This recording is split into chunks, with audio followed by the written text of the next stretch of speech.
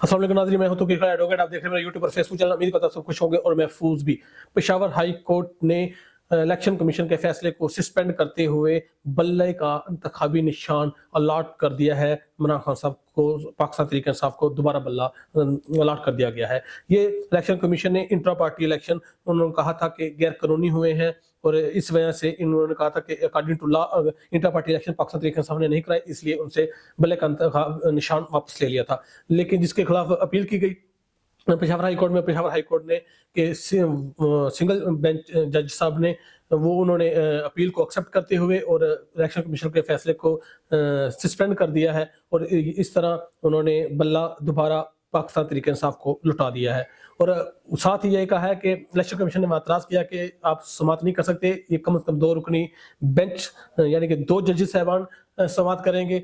तो इसके लिए उन्होंने फिर 2 डेट डाली है, 2 जनवरी की डेट। तब तमाम जजेस छुट्टियों पे हैं और जजेस छुट्टियों से वापस आ जाएंगे और इसलिए पेशावर हाई कोर्ट में दोबारा समाअत होगी। उस पर हुक्म इम्तना जारी कर दिया गया है और जो इलेक्शन कमीशन का फैसला है उसको सस्पेंड कर दिया गया है ता फैसला 2 रुकनी बेंच जब करेगा पेशावर हाई कोर्ट का।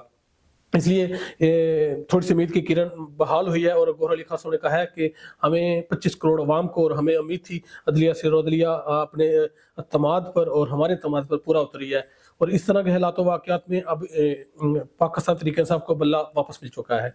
पाकिस्तान तहरीक इंसाफ को बल्ला वापस मिलते ही चीखों पुकार शुरू हो गई है। फिरदौस शाह कमाल की चीखें निकलने लग पड़ी और साथ ही फयाज चौहान साहब की भी और जहांगीर तरीन साहब ने कहा कि ये गैर कानूनी है, ये गैर अखलाकी है, ये है, ये वो है। और सबसे बड़ी कारण जो चीखें निकली है वो शहबाज शरीफ की। शहबाज शरीफ साहब कह रहे हैं कि ये बिल्कुल गलत किया जा रहा है, ये इलेक्शन कमीशन के इख्तियारात पर डाका डाला जा रहा है, इलेक्शन कमीशन के इख्तियारात को उस पर कदगन लगाई जा रही है। ये इख्तियार इलेक्शन कमीशन का है, ये इख्तियार आप इस्तेमाल नहीं कर सकते। आप क्यों कैसे इस्तेमाल कर रहे हैं? आप कौन होते हैं इलेक्शन कमीशन और पाकिस्तान का इख्तियार इस्तेमाल करने वाले? और कहा जा रहा है उस जज पर क्रिटिसाइज किया जा रहा है, कहा जा रहा है कि आप लाडले हैं, लाडले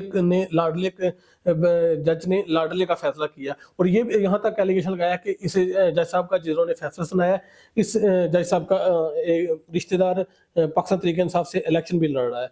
ये सारे हालात वाकयात हैं और इन हालातों वाकयात में ही ये सारे मामलात चल रहे हैं और ये सब कुछ हो रहा है पाकिस्तान में। इस तरह शहबाज शरीफ की चीखें निकल रही हैं कि वो बल्ला इनको क्यों वापस किया, इलेक्शन कमीशन के अख्तियारात में क्यों मुदाखलत की हाई कोर्ट ने, और ये हाई कोर्ट मुदाखलत नहीं कर सकता, ये सुप्रीम कोर्ट का केस बनता है। ये सारी बातें हो रही हैं। ये इन बातों को मद्देनजर रखते हुए आपको ये बात गौर करनी चाहिए कि ये इलेक्शन कमीशन के फैसले के खिलाफ आप हाई कोर्ट ही जाते हैं और हाई कोर्ट के फैसले के खिलाफ सुप्रीम कोर्ट जाते हैं। ये बिल्कुल लीगल प्रोसेस है, लीगल वे है और ये रास्ता जो यूज़ किया जा रहा है यही रास्ता है और यही रास्ते के साथ ही उन्होंने आगे बढ़ना है। और दूसरी बड़ी खबर ये है कि सीट एडजस्टमेंट हो रही हैं पाकिस्तान के मुख्तलिफ हल्कों में, जिसमें IPP और PMLN इनकी सीट एडजस्टमेंट हो रही है। और सीट एडजस्ट में बहुत से MP MNAs नून लीग से नाराज हो चुके हैं। खासतौर पर NA 134 में राना हयात साहब की और सरदार तालब हसन नकवी साहब की सीट एडजस्टमेंट हो रही है। और इस सीट एडजस्टमेंट की वजह से अगर सीट एडजस्टमेंट होगी तो राना हयात साहब इलेक्शन ही लड़ेंगे, IPP से सरदार तालब साहब इलेक्शन लड़ेंगे और सरदार तालब साहब का मुकाबला होगा पाकिस्तान तहरीक इंसाफ के कैंडिडेट से। तो इस तरह मुख्तलिफ हल्कों में इस तरह होगा। जैसा तलाल चौधरी साहब की भी सीट खतरे में है और खासतौर पर आबिद शेर अली साहब की सीट खतरे में है। इस तरह की काफ़ी पाकिस्तान में काफ़ी जगहों पर सीट एडजस्टमेंट हो रही है।